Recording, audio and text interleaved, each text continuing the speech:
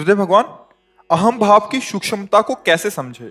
इसको जड़ से समूल नाश करने का सरलतम उपाय क्या है? जब हमें किसी दूसरे में दोष दिखाई देने लगे तो समझ लेना गुणाभिमान जागृत हो चुका है। जब हमको अपने गुणों में सुखानुभूति होने लगे, मैं ऐसा कर रहा हूँ, मैं ऐसा कर लूंगा, मैंने ऐसा ऐसा किया, ये अहम का लक्षण है। जब ये बात आए कि देखो गुरुदेव की कृपा, कैसी श्री जी की कृपा, कहाँ हम विषयी जीव और मुझे सतमार्ग मिला, मेरे से भजन बन रहा है, मेरे से अच्छे आचरण बन रहे हैं, ये केवल श्री जी की कृपा, गुरु जी की कृपा। बात वही है, अब इसमें अहम नहीं है।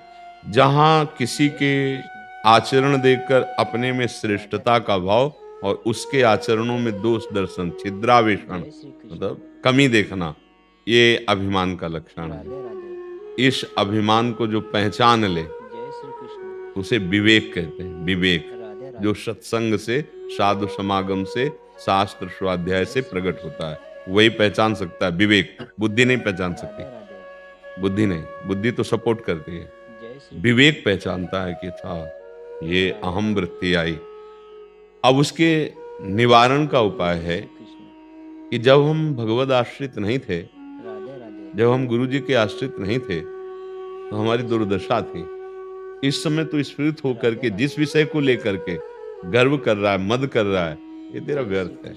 एकमात्र भगवान की कृपा ही हमें चला रही। हम किस बात का अहंकार करें?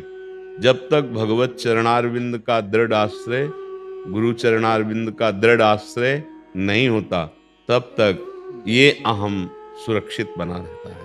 हाँ, थोड़ा बड़े से छोटा हो जाता है, जिसे सूक्ष्म कहते हैं। सूक्ष्म अहंकार जिस समय प्रियाजू के चरणों में समर्पित हुआ, फिर देर नहीं लगती स्वरूप प्राप्ति में।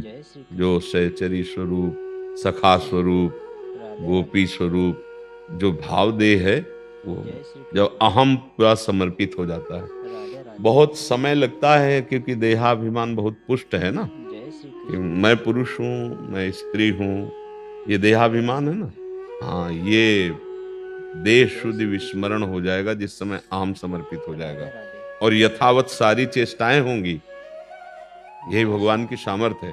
वो हर समय अपने आराध्य देव में स्थित रहते हुए गृह कार्य वैसे ही करेगा जैसे एक संसारिक आदमी करता है। जैसे गोपी जनों को देखो चरित्र पढ़ के, लीपना, बुहारना, धान कूटना, रसोई मनिया करना, गौ दुहना, मक्खन आदि सब निकालना, पूरी क्रिया, पति की सेवा करना, पुत्रों की सेवा, यथावत चेष्टाएं हो रही, लेकिन स्थिति वहां नहीं है। स्थिति श्री कृष्ण में है, मुरारी पादार्पित चित्त, क्योंकि अहम समर्पित हो गया श्री कृष्ण में।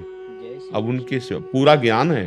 प्रभु, मैं आपको जानती हूँ कि आप केवल नंद नंदन ही नहीं है, यशोदा नंदन ही नहीं है, आप समस्त शरीरधारियों की आत्मा है, जो समस्त देहधारियों की आत्मा है। मैं आपको जानती हूँ।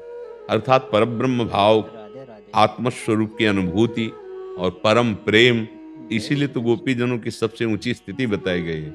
तो ऐसा नहीं है कि अहम समर्पित हो जाने पर गृह कार्य कैसे होंगे, पूरे यथावत कार्य होते हैं, पर वो कार्य यंत्रवत होते हैं। जैसे कठपुतली का नाच देखा है, बाहर से ऐसे पर्दा लगा था, जब हम बचपन में देखा था, ऐसे एक मंच बना था और 5-6 उसमें कठपुतली उतारी गई और नचारा 5-6 आवाजें निकाल रहा है, लेकिन वो 5-6 नहीं है, एक ही व्यक्ति है। वो अलग अलग आवाज निकाल रहा था और अंगुलियों के अलग अलग इशारे से वो अलग अलग नाच रही थी।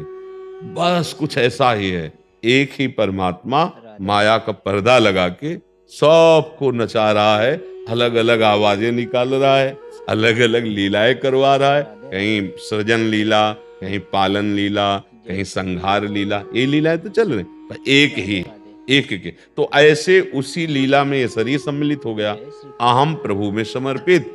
ऐसे ही हमारा जीवन फिर भगवान के द्वारा चलाया जाता है।